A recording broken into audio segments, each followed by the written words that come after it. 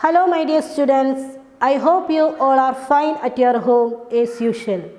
Let me remind you one thing that we successfully completed our second chapter. Today we are going to start our third chapter. Our third chapter is the Kerala, the land, the rain and the people. Before starting a new chapter, let's recall what we had studied in our previous chapter. Do you remember what we had studied in our previous chapter? Tell me what we had studied. Yes, we studied about medieval period, resources, sources and trade, etc. In medieval period, agriculture is the main occupation of the people in India. Most of the peoples highly cultivated the crops like cotton, cereals, pulses, indigo and sugarcane. In medieval period, agriculture is the main occupation of the people and most of the peoples highly cultivated the crops like cotton, cereals, pulses, indigo and sugarcane. In that time, in medieval period, the rulers of Sultanate and Mughal dynasties put forward there are 3 steps for the progress of cultivation. Does anybody remember what are the 3 steps put forward the progress of agriculture? Yes, correct. Arranged irrigation facilities, supplied goods and granted tax relaxation. After that, we studied about towns and trades in medieval period. There are so many traders, foreign traders, who engaged in trade with India. Do you remember who were the main foreign traders who engaged in trade with India? Tell me, who were the main foreign traders? Yes, Portuguese, Dutch, English, French, then Chinese, Arabs are the main foreign traders who engaged in trade with India. And in that time, there are so many foreign travelers. Their name is Al-Biruni, Ibn Battuta, Ralph Fitch, etc. were mentioned about the towns in medieval period like Delhi, Ahmednagar, Agra, Fatehpur Sikri, etc. Indian towns are very biggest and wealthiest cities in the world. We have mentioned that Indian towns are very wealthiest and biggest cities in the world. In the last section of the second chapter, we mentioned that, we studied that the social and cultural life of the people in period. What is the social life of the people? Yes, the social status was determined on the basis of caste, occupation and wealth. And kings, priests and nobles are enjoyed the higher social status in the society.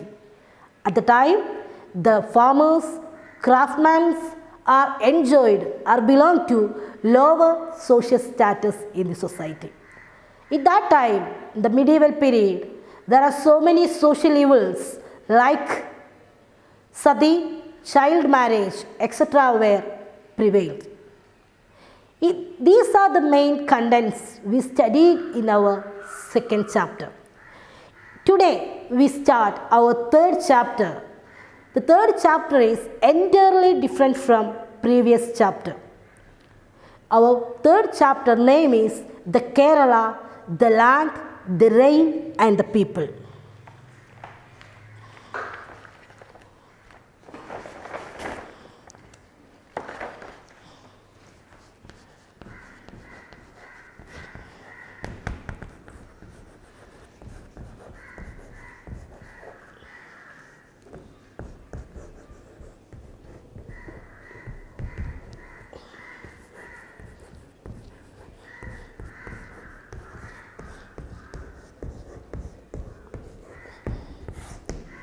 All of you listen here. Our third chapter name is Kerala, the land, the rain and the people. This is the first page of our third chapter. Can you see two pictures here?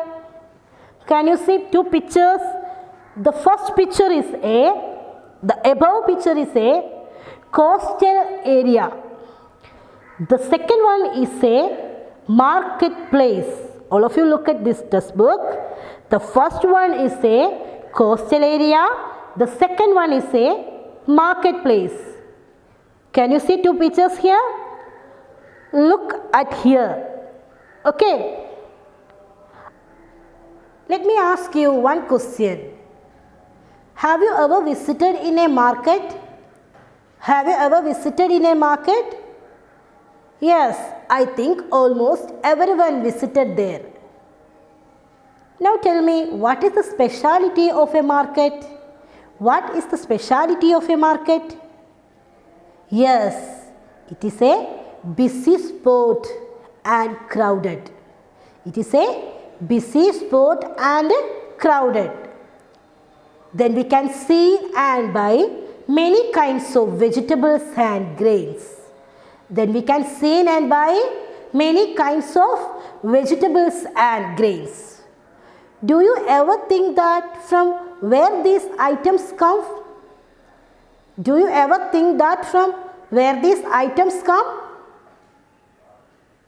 Tell me. Yes, it is from our neighboring states like Ooty, Mettupalayam, Nagarkoil and Mysore.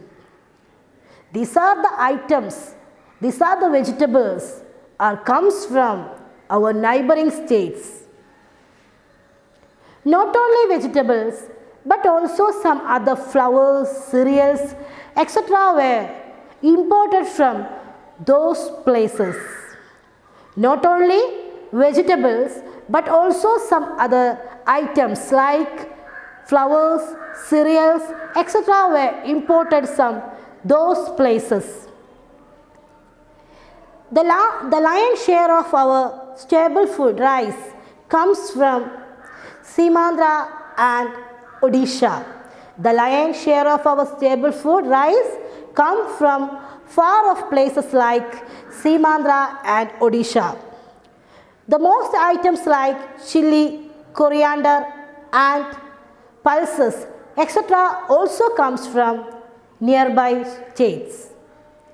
Some flowers like marigold, jasmine, lotus, etc. were coming from beyond the borders. So, not only all the items comes from nearby states. Let me ask you one question. Can we cultivate these items in our states? Can we cultivate these items like flowers, vegetables and cereals, pulses, etc. in our states? Can we cultivate? No? Why? There are some reasons behind the impossibility of cultivation of these items. What are the reasons? Because there are some essential factors required for the cultivation. Because there are some essential factors required for the cultivation. What are the essential factors? Tell me, what are the essential factors? Yes, fertile soil, favorable climate, then man-made, what are the essential factors required for the cultivation of these items? The first one is fertile soil. Fertile soil. The next one is availability of water.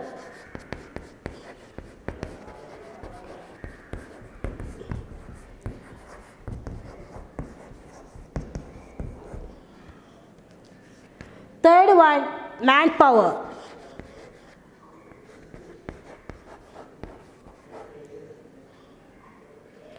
Fourth one, biofertilizers.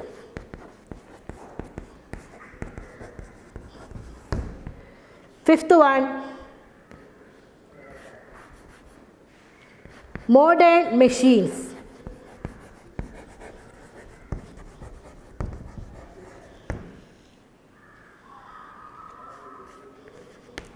Climate.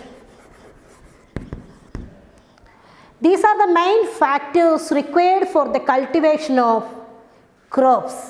Fertile soil, availability of water, manpower, biofertilizers, modern machines, then climate.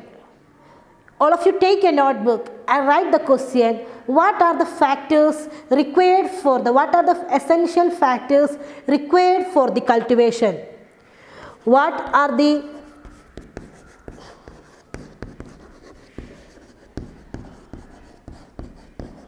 essential factors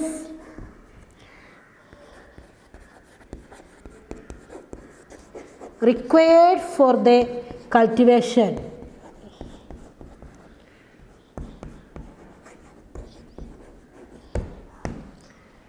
Fertile soil, availability of water, manpower, biofertilizers, modern machines and climate. These are the 6 factors that essential for the cultivation, the growth of the cultivation of crops. Okay, all of you take your notebook and write the question, what are the essential factors required for the cultivation? Okay, the next.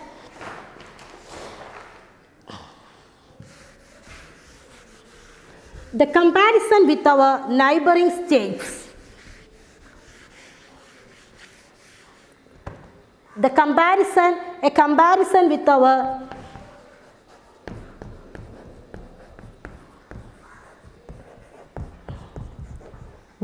our neighboring state.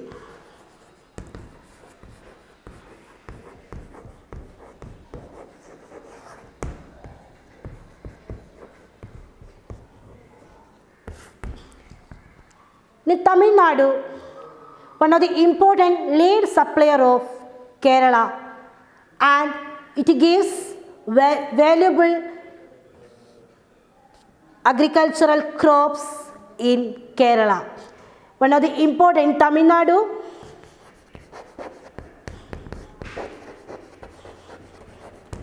one of the important lead supplier of Kerala, agricultural crops, vegetables, groceries to Kerala. In your textbook, page number 33, you can see 2 tables.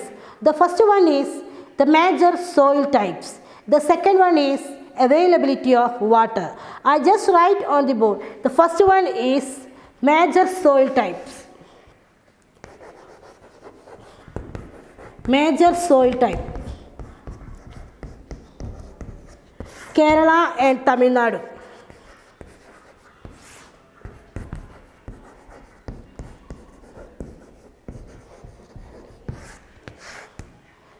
In Kerala, alluvial soil is common in first.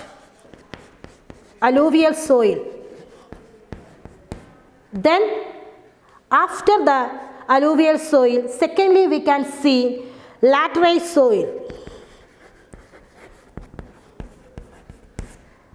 Then, forest soil. The last one, red soil. In Kerala, the major soil types in Kerala, we can see in common in alluvial soil is first, then laterite soil, then forest soil, the last one red soil. On the other hand, in Tamil Nadu, red soil is common in first. Red soil is common in first. Then black soil. Secondly, we can see major amount of black soil. Then laterite soil.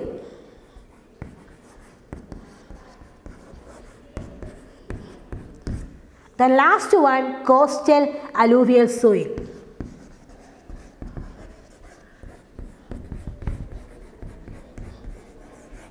Alluvial soil. In soil type, The Kerala and Tamil Nadu have almost same soil types. Alluvial soil, laterite soil, forest soil and red soil. Here red soil, black soil, laterite soil and coastal alluvial soil.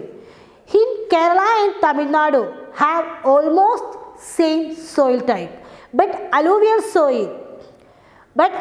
soil which is ideal for agriculture exists in Kerala. Which is ideal for agriculture. Alluvial soil is very suitable for agriculture because it is very fertile. In Kerala and Tamil Nadu have almost the same soil types, but alluvial soil which is ideal for agriculture exists in Kerala. This is the first table in your textbook. You can see in the page number 33 the major soil types. The Kerala, alluvial soil, laterite soil, forest soil, red soil. Red soil is common in first in Tamil Nadu, then black soil, then laterite soil, then coastal alluvial soil. The next table, that is availability of water.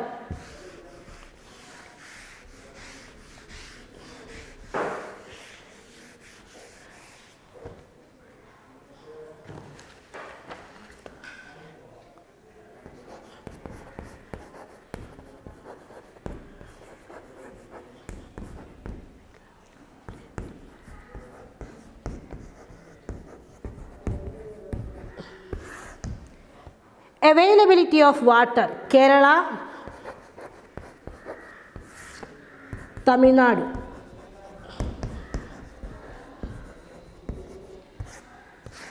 In Kerala, annual rainfall receives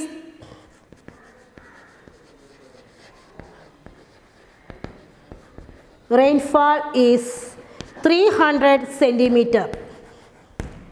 In Kerala, the annual rainfall is received 300 centimeter. There are 44 rivers in Kerala. 44 rivers in Kerala. And as rainfall is sufficient.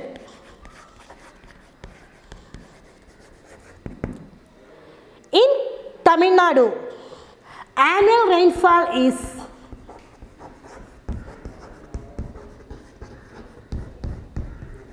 95.9 centimeter. There are 14 rivers. As rainfall is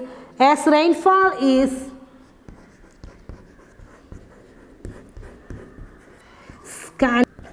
Compared to Tamil Nadu, Kerala has received annual rainfall is 300 centimeter. There are 44 rivers. As rainfall is sufficient here. In Tamil Nadu, and annual rainfall is 95.9 centimeter, 40 rivers, and as rainfall is scanty. In the amount of annual rainfall received as well, Kerala is far ahead of Tamil Nadu. In amount of annual rainfall received as well, Kerala is far ahead of Tamil Nadu. It is the comparison with our neighboring states, that is Tamil Nadu. Tamil Nadu is one of the important lead supply of Kerala with vegetables, flowers and pulses, etc. Compared to Kerala, compared to Tamil Nadu, the availability of water, Kerala receives 300 centimeters. There are 44 rivers. As rainfall is very sufficient. In Tamil Nadu, annual rainfall is 95.9 centimeter, 14 rivers, as rainfall is scanty. In your notebook, all of you write down two tables. The first one is the major soil types and the availability of water. Okay? Now we discuss about the physiography of Kerala.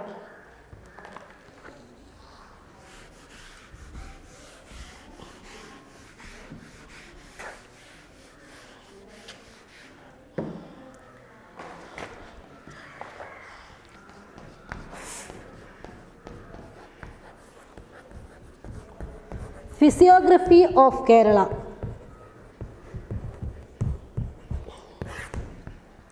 In physiography Geographically, Kerala divided into 3 divisions. The first one is highland. Highland. The second one is midland. The third one is lowland.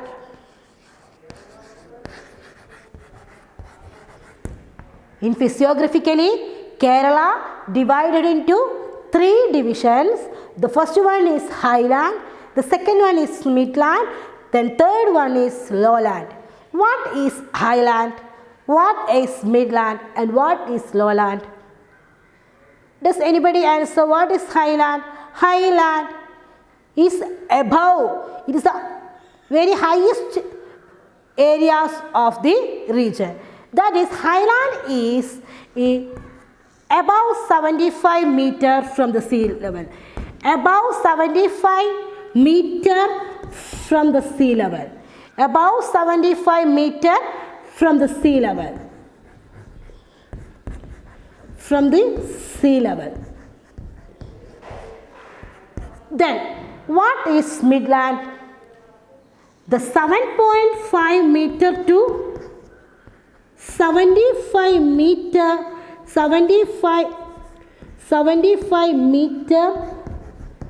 from the sea level. That is known as midland.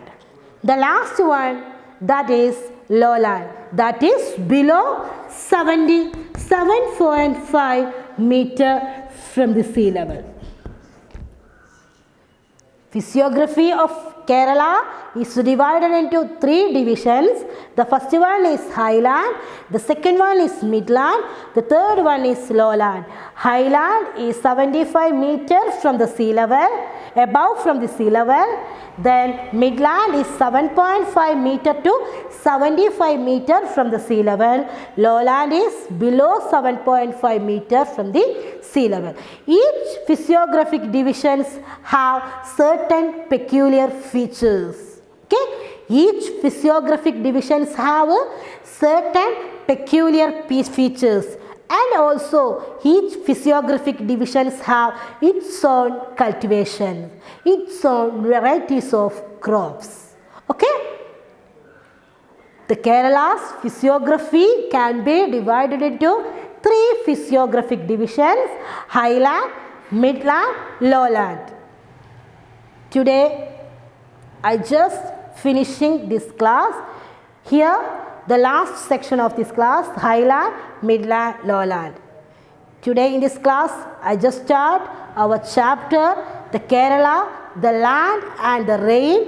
We discuss about there are so many crops, there are so many cultivations of items that comes from different states. What are the factors required for the cultivation of these items? We already point out that what are the factors required for the cultivation of these items in our states. Then we discuss about the comparison with our neighboring states like Tamil Nadu, like in availability of water and major soil types. We compared with Tamil Nadu. Then we last discuss about the physiography of Kerala. There are 3 physiographical divisions of Kerala: highland, midland and lowland. Highland is above 75 meters from the sea level, and midland is 7.5 meter to 75 meter from the sea level. Lowland is 7.5 meter from the sea level. Okay, I think all of you understood in this section. Thank you.